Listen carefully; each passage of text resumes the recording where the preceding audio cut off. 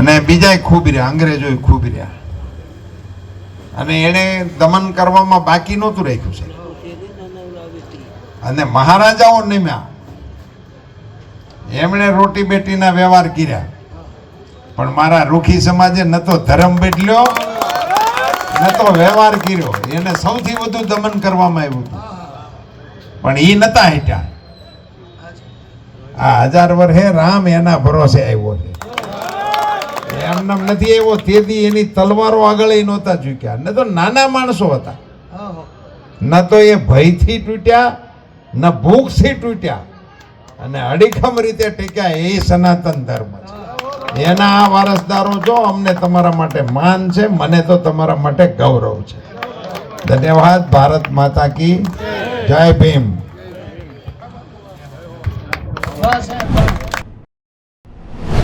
Ticket વાપસ કરો,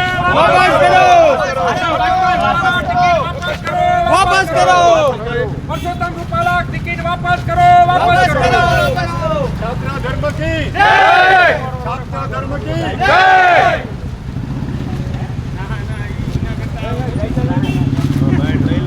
ticket वापस करो, वापस करो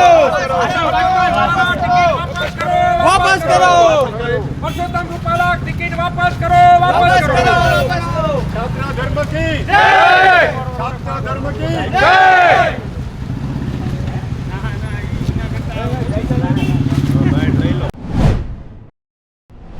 તાજેતરમાં આપ લોકોને ખ્યાલ જ છે કે રાજકોટ લોકસભાની ચૂંટણી પર જે એક ઉમેદવાર છે પરસોત્તમભાઈ, એમને ક્ષત્રિય સમાજ વિરુદ્ધ ખૂબ જ અભદ્ર ટિપ્પણી કરી હતી અને ક્ષત્રિય સમાજની અસ્મિતાને ચેલેન્જ કરી હતી. એટલે એ ચેલેન્જને એના વિરોધમાં અમે દિવસે રોજ અમે પહેલાં આવેદનપત્ર આપી અને અલ્ટિમેટમ આપેલું છે કે આના વિરુદ્ધ તાત્કાલિક ધોરણે કાર્યવાહી કરવામાં આવે.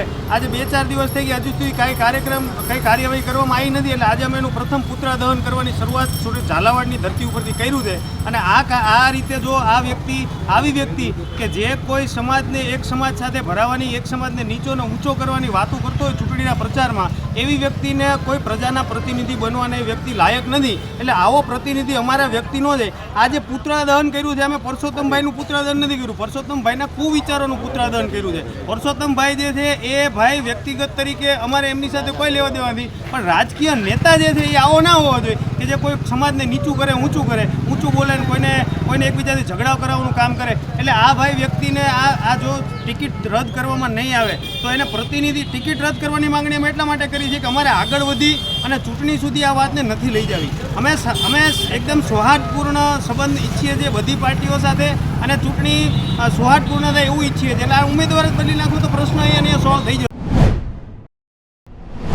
તાજેતરમાં જે રાજકોટની અંદર પરસોત્તમ રૂપાલા દ્વારા જે અમારા રાજપૂત સમાજના બેન દીકરીઓ છે જે રોટી બેટીના વ્યવહાર બાબતનો જે હલકી જેને આખી જે સ્પીચ આપી છે એ બદલ સમગ્ર ગુજરાતના રાજપૂત સમાજમાં એટલો બધો આક્રોશ છે કે એની વાત ન પૂછો. આજે તાજેતરમાં બપોરના અમારે ત્યાં સમગ્ર ગુજરાતના રાજપૂત સમાજની એક ત્યાં સંકલન મિટિંગ હતી. એમાં નક્કી કર્યું છે કે કારણ કે જ્યારે રાજપૂત સમાજનો પ્રતિષ્ઠાનો અને જ્યારે તમને અસ્તિત્વનો સવાલ આવે ત્યારે આમાં કોઈ માફી માગવાનો સવાલ આવતો નથી. એટલે આમાં અમને પરસોત્તમ રૂપાલાની માફી અમને મંજૂર નથી. અમારી રાજપૂત સમાજની એક જ માગણી છે કે તાત્કાલિક પરસોત્તમ રૂપાલાની સાહેબ ટિકિટની ત્યાં રાજકોટમાંથી રદ કરવી. જો રદ કરવામાં નહીં આવે તો સમગ્ર ગુજરાતનો રાજપૂત સમાજ રાજકોટની અંદર તમને ઉઠી પડશે, અને એના માટે જે પણ પરિસ્થિતિ ઊભી થશે ત્યાંના જે તે પક્ષની જવાબદારી રહેશે.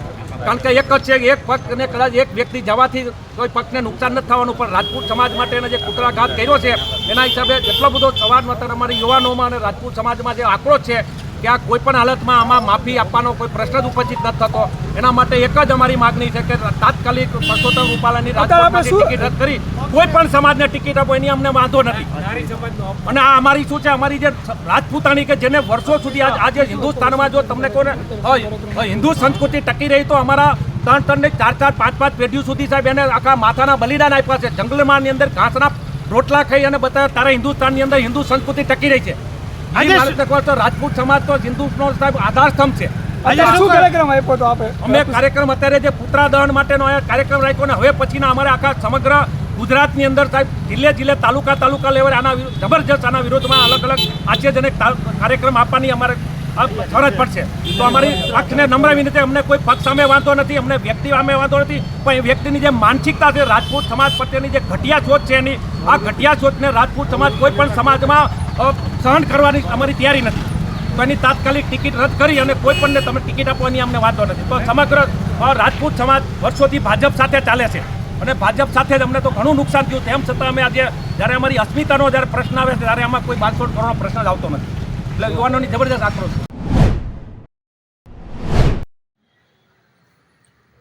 જય માતાજી. જે રીતે ભારતીય જનતા પાર્ટીના એક સિનિયર નેતા છત્રી સમાજનો માટે અપમાનજનક શબ્દનો ઉપયોગ કર્યો છે, જે ખરા અર્થમાં શરમજનક છે. છત્રી સમાજે આ દેશ માટે માત્ર સંસ્કૃતિ સંસ્કાર નહીં, હિન્દુત્વની રક્ષા કરવા માટે પણ ભોગ આપ્યો છે. છત્રી સમાજ ન હોત તો આ એટલો મોટો ભારત ન હોત. છત્રી સમાજ હતો એટલે સરદાર પટેલ આટલા મોટા થઈ જાય કે છત્રી સમાજ જે રજવાડાઓ હતા એનો રાજ આપ્યો, આટલો મોટો ભારતનું નિર્માણ થયું, એક લોકતાંત્રિક વ્યવસ્થા ઊભી થઈ. એટલે છત્રીનો આ દેશ માટે મોટો યોગદાન છે. ત્યારે ભાજપના સિનિયર નેતા અપમાનજનક શબ્દો વાપરે એ બહુ જ ખરાબ છે. અને પાછલા સમયથી જોઈ રહ્યા છીએ જે તે છત્રીઓનો એક તરફથી રાજકીય કટ ઊભો કરવાની કોશિશ કરવામાં આવે છે. છત્રીનું સન્માન જે હોવું જ જળવાય નથી જળવાતો એવું દેખવામાં આવે છે. ખાસ કરીને જ્યારે સરદાર પટેલનો આટલો મોટો મૂર્તિ બનાવવામાં આવી ત્યારે એક ગારંટીને કમિટમેન્ટ આપવામાં આવ્યું હતું કે ત્યાં કને નીચે બધા રજવાડાનો પણ એક મ્યુઝિયમ બનાવવામાં આવશે. પણ આજ સુધી એના માટે કંઈ કામ થયું નથી. આ બધાથી હટીને આજ પોતાના વાણી વિલાસ સાથે માત્ર રાજકીય ભડકા માટે કોઈ એક સમાજનું અપમાન કરવું કેટલો સાચું છે. હું તો અહીંયા સુધી વાત કરું છું કે આ ઘણા બધા પક્ષોમાં અલગ અલગ પક્ષોમાં ક્ષત્રિય આગેવાનો છે. એ લોકોને આ વાતને સિરિયસલી ઉપાડીને સમાજ જોડે ઊભો રહેવું પડે. ક્ષત્રિય ઇતિહાસ જોવો હોય ને તો તમારે દેશના પારિયાઓ જોવા પડે ને પારિયા નીચે લખેલો ઇતિહાસ જોવો પડે. ક્ષત્રિયાણીનો સોરે જોવો હોય ને, એમને જોહર કર્યો જોયો ને તો તમારે જઈને ચિત્તોડગઢમાં અહીંયા જોહર કરેલી જગ્યાઓની નજર નાખવી પડે.